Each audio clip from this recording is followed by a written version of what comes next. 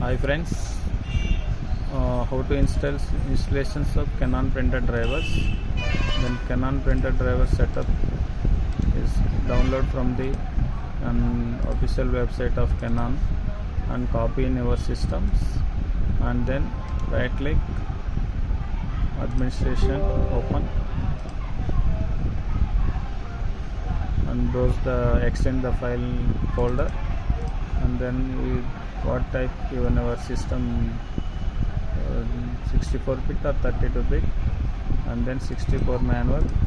Right click on the shutter file, open, and then yes, and next we accept a license agreement, yes, and select the manual or install with USB connection. We select only USB installation.